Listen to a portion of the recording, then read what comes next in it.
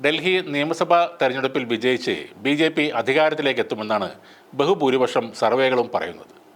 Exit poll ഫലങ്ങളിൽ people's pulse പറയുന്നത് ബി.ജെ.പിക്ക് 51 മുതൽ 60 സീറ്റും ആം ആദ്മി പാർട്ടിക്ക് 10 മുതൽ 19 സീറ്റുകളും കിട്ടുമെന്നാണ്.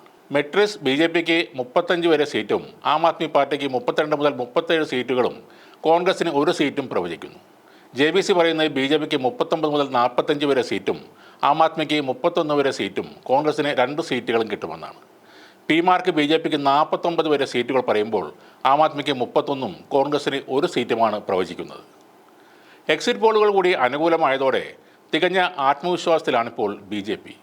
എന്നാൽ എക്സിറ്റ് പോളുകളെ തള്ളിക്കളയുമ്പോഴും കടുത്ത ആശങ്കയിലാണ് ആം ആദ്മി പാർട്ടി.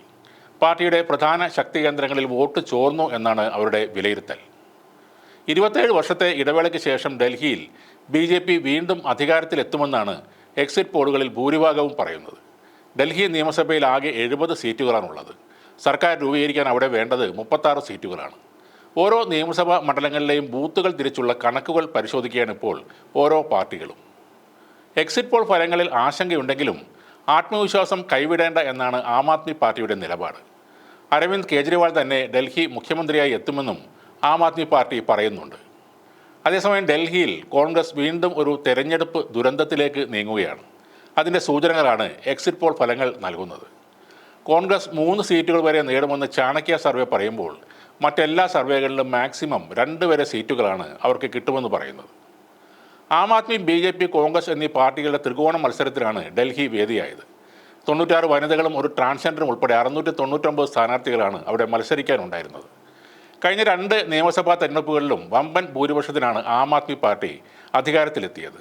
10 വർഷമായി സീറ്റൊന്നും കിട്ടാത്ത കോൺഗ്രസിനും 28 വർഷമായി ഭരണത്തിന് പുറത്തിരിക്കുന്ന ബി.ജെ.പിക്കും ഇത് അഭിമാന പോരാട്ടമായിരുന്നു. ഇപ്പോഴത്തെ പ്രവചനങ്ങൾ വെച്ച് നോക്കിയാൽ ബി.ജെ.പി. തന്നെയാവും ഡൽഹിയിൽ അധികാരത്തിലേക്ക് എത്തുന്നത്.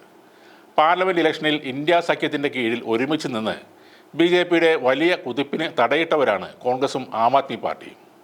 ഇപ്പോൾ പരസ്പരം തമ്മിൽ തല്ലി ബി.ജെ.പിയുടെ കയ്യിലേക്ക് അവർ അധികാരം വെച്ച് നീട്ടുന്ന കാഴ്ചയാണ് ഡൽഹിയിൽ കാണാനാകുന്നത്. രാഹുൽ ഗാന്ധിയും അരവിന്ദ് കെജ്രിവാളും രാഷ്ട്രീയമായി പക്വത ഇല്ലാത്ത നേതാക്കളാണെന്ന് തന്നെയാണ് മനസ്സിലാക്കേണ്ടത്. ഡൽഹിയിലെ വിജയം ബി.ജെ.പിക്ക് നൽകുന്നത് ഒരു സംസ്ഥാനത്തെ കേവല അധികാരം മാത്രമല്ല, ഇന്ത്യയിൽ തങ്ങളെ വെല്ലാൻ ഒരു രാഷ്ട്രീയ കൂട്ടുകെട്ടിനും ആവില്ലെന്ന ആത്മവിശ്വാസം കൂടിയാണ് അവർക്ക് ലഭിക്കുന്നത്. ഒരുമിച്ച് നിന്ന് വിജയം കണ്ടവർ തമ്മിൽ മത്സരിച്ച് തോറ്റുപോകുന്ന ദയനീയമായ അവസ്ഥ ബി.ജെ.പിക്ക് മുതൽക്കൂട്ടായി മാറുന്നു. അധികാരമില്ലാത്ത കേജ്രിവാൾ ഇന്ത്യ മുന്നണിയിൽ പോലും പിൻനിരയിലേക്ക് മാറി നിൽക്കേണ്ട അവസ്ഥയാണ് ഇനി ഉണ്ടാകാൻ പോകുന്നത്.